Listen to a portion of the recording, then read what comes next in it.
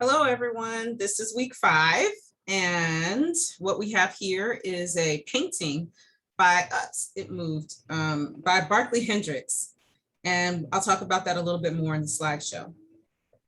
So this week, you're continuing to read The Bluest Eye by Toni Morrison, and I wanted to kind of add a couple more things that I should have put on last week, but I may have forgotten.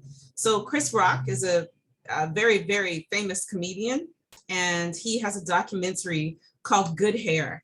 And so I've included a trailer as something that you can watch this week, a trailer for the documentary. And it talks about some of the issues, the pressures, the standards of beauty on Black women when it comes to hair, which is a big deal for a lot of Black women, especially since they spend a lot of money. Well, I say they because I spend way less because I wear my hair natural.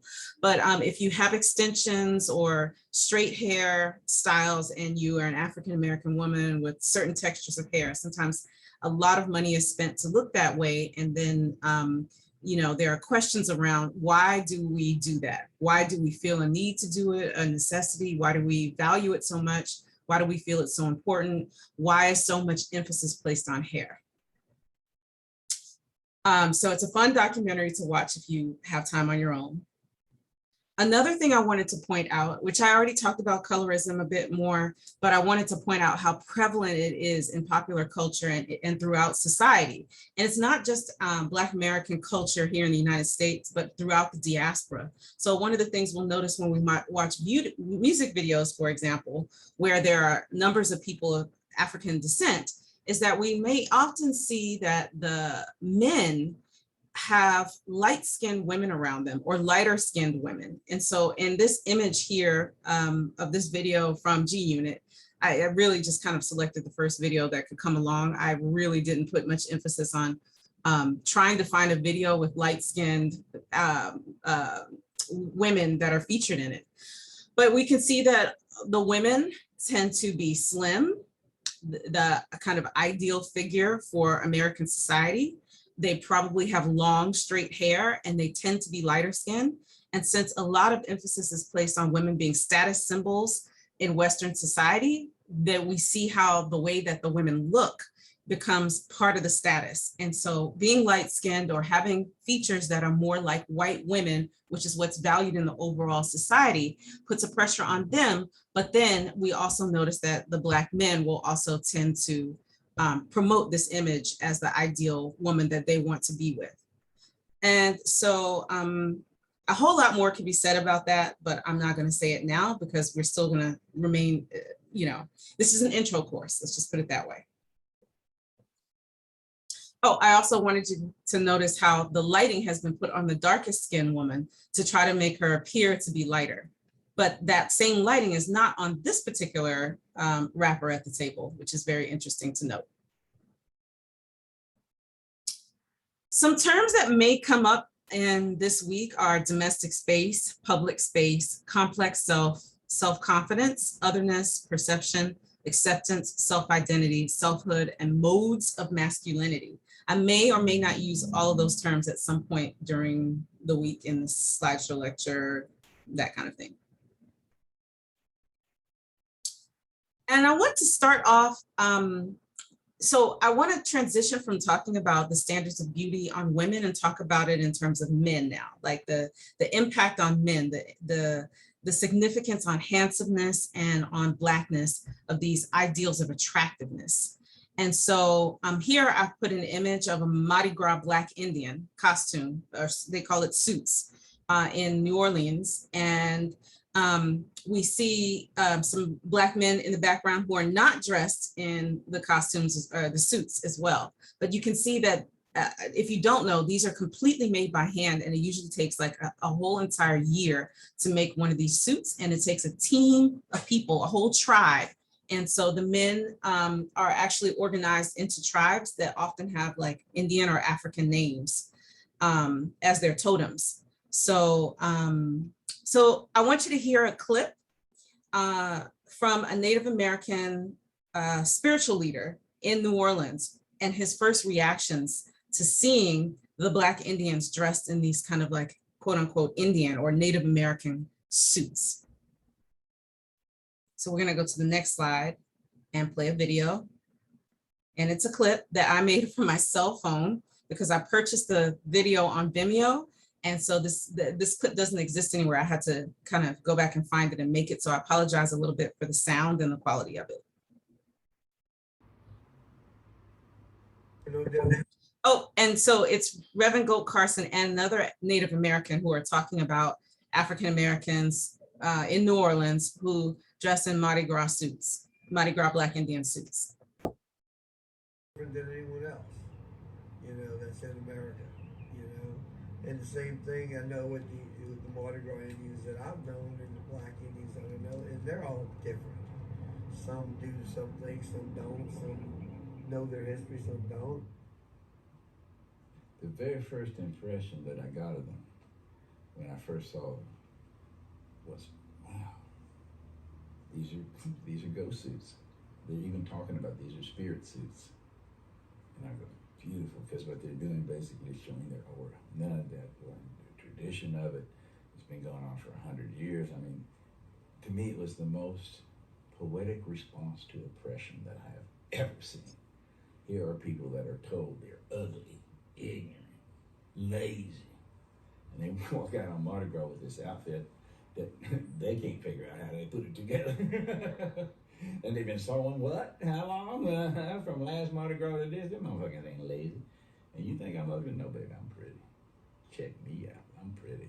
And the whole thing became pretty, pretty, pretty, pretty. Right, so what you heard there was Reverend Carson iterate the stereotype of African Americans or people of African descent, that we are ugly, that we're lazy and ignorant. He said something else, but I can't remember what it was. So the suits, the Indian suits, and this mode of masculinity, because it's men that usually dress that way, they have taken those stereotypes and turned them around to combat them on a cultural level, a cultural and artistic level, by creating an aesthetic around these suits and this parading and this costuming that shows how pretty, how beautiful, how artistic they are, and how much work they would put into it to prove otherwise. And so that's what I love about that comment so much, that I wanted to start off this slideshow for this week talking about that. So, so again, just going back to this whole thing of ideals of Blackness and maleness specifically, because last week we mostly talked about the femaleness part of it. Now we're looking at the other side of the coin. And so, yes, there are ideals amongst men. Maybe the pressures aren't as great on men, but there are some there. So here's one of the most famous Black models, Black American models that we've ever had. His name is Tyson Beckford. You can go look him up. And think about how do his looks represent certain ideals of Black manliness, Black handsomeness, Black masculinity. Clearly almost in the bad boy sort of stance there. This is Kendrick Lamar, and he's a rapper. And oops, you know what? I put good kid, bad world here because that's kind of like his presentation. That's his whole thing, his theme that he comes from when he raps, which is that he's a good kid who was caught up and raised in a bad environment, and he happened to be able to transcend that. And so you're going to be listening to a song of his that talks about different modes of masculinity presented by himself, observed by himself, and advice that he's giving to others, as well as advice given to him by his mother and his father that are recorded into the song. And that song is called Real. When we talk about modes of masculinity, for this particular era, we cannot get around talking about hip hop, which we'll talk about later on in the semester. But right now, I just wanted to acknowledge that when we talk about modes of masculinity, how big of an impact hip hop has had in the last 25 to 30-ish years or so. It's actually been about 40 years since hip hop has been around. But this is the NWA rap group, and they're from Compton, California. And notice this sort of like image of hardness, realness, without smiling in the camera, a readiness for militancy, attitude, and attitude is actually part of their name. So that's what the A stands for. So just wanted to show you that image. And then as far as sort of like male stereotype, there are many stereotypes out there for Black men to disprove or challenge or complexify. Mandingo is one of them. And so the Mandingo is actually an ethnic group from Africa, from the Mali area of West Africa, that many African Americans have roots in, having come into the slave trade from this particular ethnic group. And so it's a legendary iconographic ideal that is sort of perpetuated within African American culture, but then also on the outside by whites. It tends to be seen as a kind of like dark Black male with pure, more like a pure blood Africanness, a bad man, a boy, or a bad boy, a sexual stud who's smooth, maybe savage, and definitely alpha male. So this is something that a lot of Black men have to contend with on multiple levels within the society, be it the good side or the bad side of the stereotype. And it stretches back for a long time within American folklore. And so here we can even see that a movie was made that starred Paul Robeson, and he was one of the very first African-American actors to become famous in the United States and be in films and then travel around the world. One reason why you might know less about him than you should is because he was a communist, or he sympathized with the communists and the socialists. And so he kind of went into a certain kind of exile and was blacklisted by Hollywood. So here we see him with a leading lady, as we often do. We'll see a dark-skinned male with a light-skinned woman who is a light-skinned Black woman who's a leading lady.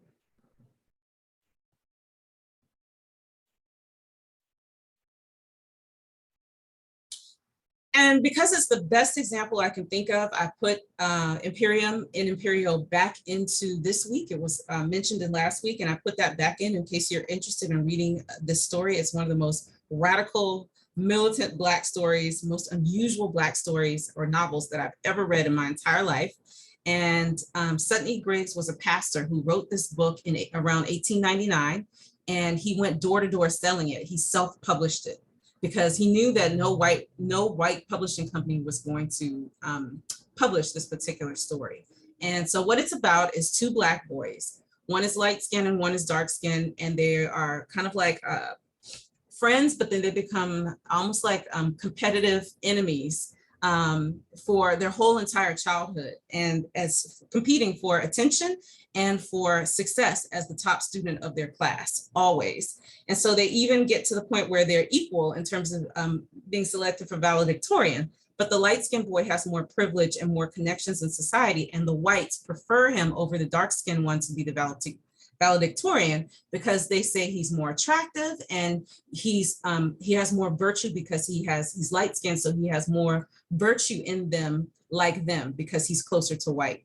So we see that these two men have different obstacles in life and different choices and opportunities that are put in their path, although they're both, excel in some ways. They have different levels of privilege, as well as the light-skinned one has a white father who supports the Black mother from afar.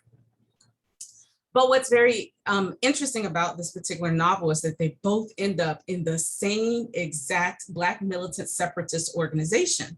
And by that, I mean a separatist organization that wants to take over the state of Texas as a space where only Black people would live and govern themselves.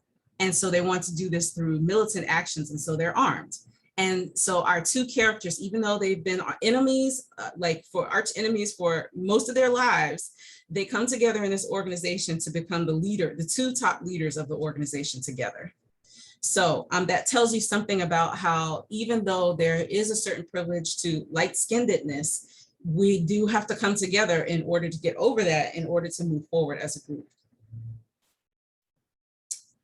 So when we think about what is an ideal Black male or attractiveness and different modes of masculinity, for a large amount of time in the history of the United States, we had the Mandingo, but then we also had kind of like the servant. And so for a large part of our existence here in the United States, being a top servant meant a lot. You were trustworthy, you were attractive, maybe you had more status, more privilege, more power, or at least more access, a bit more access to power and resources. And so one of those really great jobs that some Black Americans were really proud to have for a long time was Pullman porters.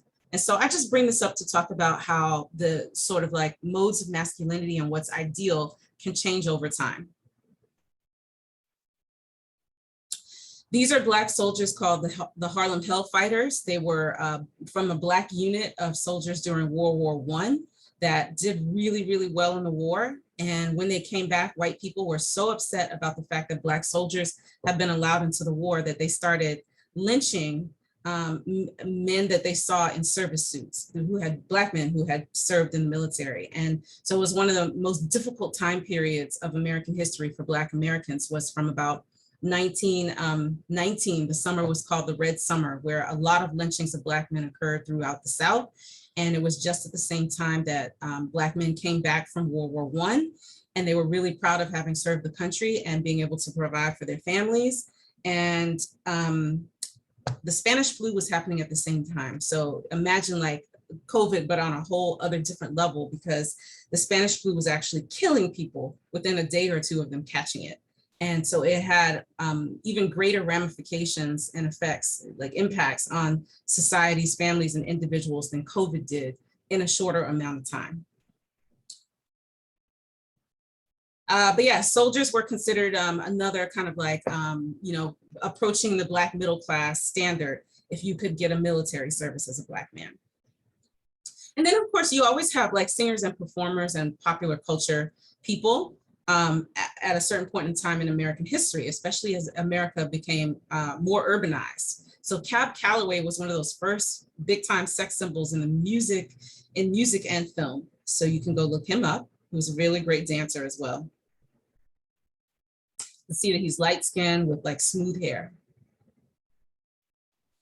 Tragic mulatto is a term that was, I'm not sure where it originates, but definitely there's Sterling K. Brown was a writer and a poet who talked about stereotypes of Black people as seen by white writers. And so he wrote an essay about this, and tragic mulatto is one of those characters. So for a significant part of African-American literature, like at the turn of the century between the 19th and the 20th century, many of the stories centered around this idea of like, you know, purity of the race, or being light-skinned and trying to pass, and then being discovered as being part Black, or finding out that they are part Black and not ever having known. And so the main character of this novel, written by Pauline Hopkins around 1900, is one of the first early examples of a fantasy science fiction novel within the whole culture, but especially within African American culture. And it was written by a Black woman. And so in the story, it's kind of like our character is at a Harvard University and he's studying medicine. He doesn't know that he's part Black. And so the whole novel is about how someone else knows and they end up telling him. So it's about a discovery of him being Black. And then not only that, but finding pride in being Black, because he journeys to Ethiopia, I think it's Ethiopia, to find certain riches. That it's like a treasure hunt story. And so he goes on an expedition, you know, to make money to support his new wife back home.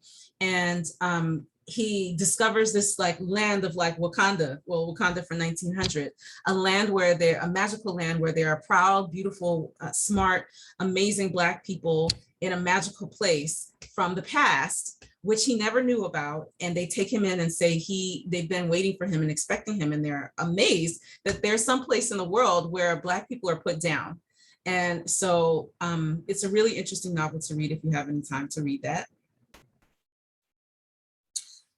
Then there are pressures on Black men too, maybe not as strongly, but definitely pressures on Black men to kind of, you know, adhere to, and that have to do with whiteness, white male ideals. And so you can see some of our top performers here that we've had, iconic: Michael Jackson, James Brown, and Prince, king of pop, king of soul. And maybe if Michael Jackson didn't exist, Prince would have been called the king of pop. And so, you know, they have a lot of similarities. They knew each other, they watched and studied each other and how they performed. A lot was given to James Brown, who was like the #1 sex symbol of the 1960s within African-American culture, you know, who was a singer. And you can see, I don't know if you can tell, but they all have processes, like chemical processes done to their hair to make their hair straighter.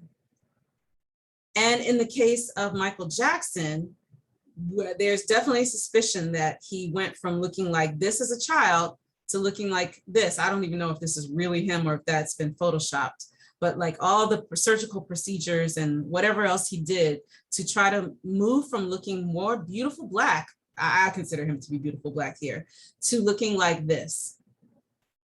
And when I was a child, every Black boy tried to look like Michael Jackson. They had jerry curls and were wearing penny loafers and one white glove and like sequin or leather jackets with zippers.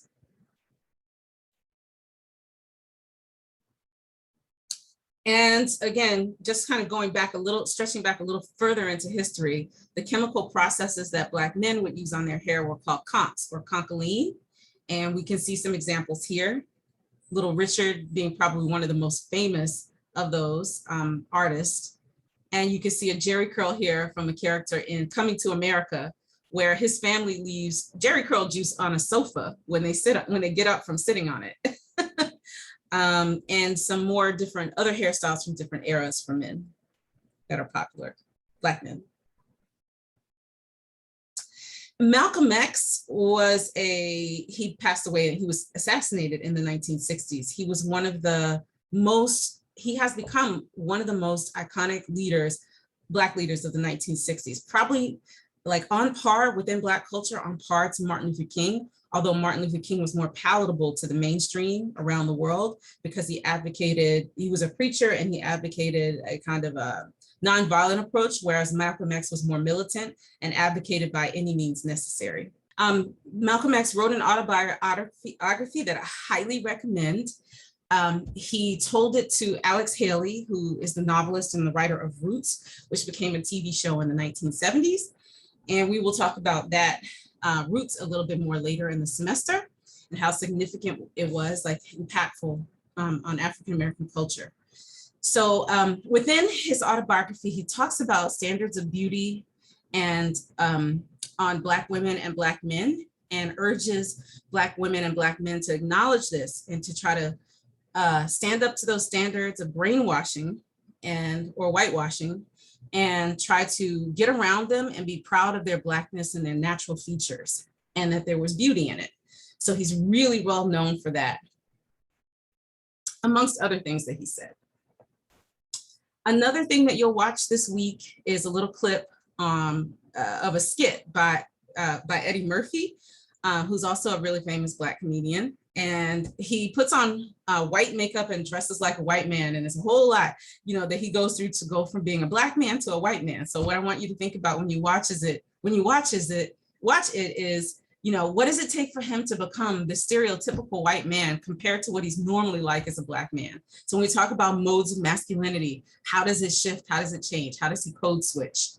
And what happens when he puts on this white face and goes throughout life, and how is it different from being a Black man?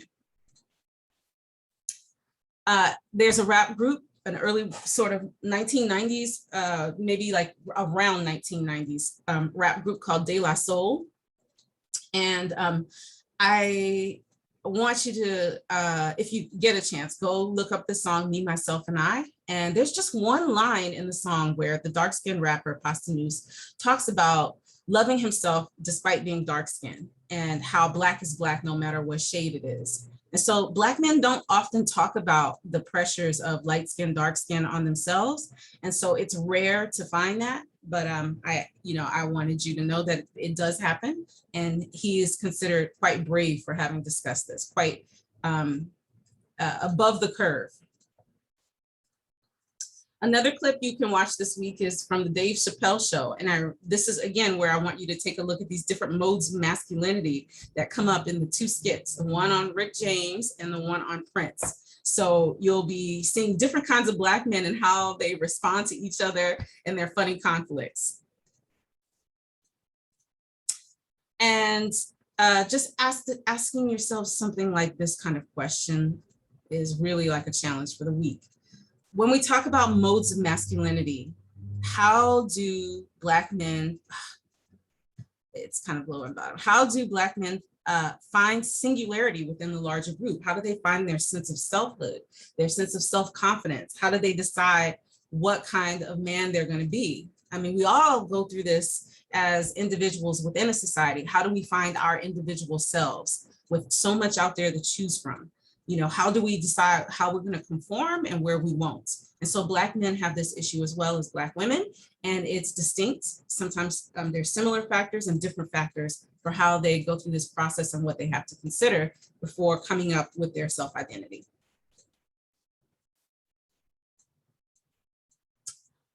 There's a comedian, I can't remember if it was Lavelle Campbell or if it was Cat Williams, who said, you know, Barack Obama in terms of his Blackness was, you know, yeah, he's Black, he's mixed or whatever. Like you could say, you know, he's kind of Black, but the fact that he had such a Black wife, which they said, you know, Michelle Obama was all cocoa butter and Vaseline, made Barack Obama even more Black identified.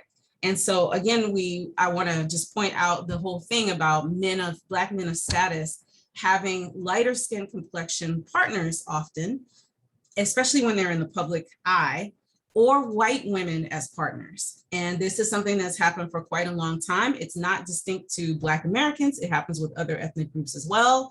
And so there's a sharp difference in the amount of Black men who date light-skinned women, preferring them to darker skinned women, or are with white wives or white women publicly when they're public figures who are well known versus Black women. And there is a sharp difference in terms of those statistics. And so some terms here on the side to think about is how this couple, Michelle Obama and Barack Obama, have become iconic as a Black family, as Black beauty, as a Black power couple, Black couple. So there were attacks on their attractiveness in the beginning, especially Michelle being dark skinned, and definitely cartoons made by whites that made them appear to be like monkeys or apes. And that was really offensive in the beginning of Obama running and becoming president. And so it's just something that I want to point out that yes, it still happens. Barclay Hendricks is a painter who he passed away about 2017, but a painter who has painted some memorable portraits of Black males, particularly dark-skinned Black men. And so you can Google his name and see that says Barclay Hendricks painter, and you'll see some of the images that he became really well known for, being exhibited and represented by top galleries and museums around the country. So as you can see, some of his figures are quite dark skinned, and he tries to show sort of like a beauty and a pride in them. And so again, we're going to talk more about that later when we talk about the Black Power movement and the Black is Beautiful movement. So, but that's it for this week. Those are things to think about and things to do. Thank you for listening, and please remember to post some comments.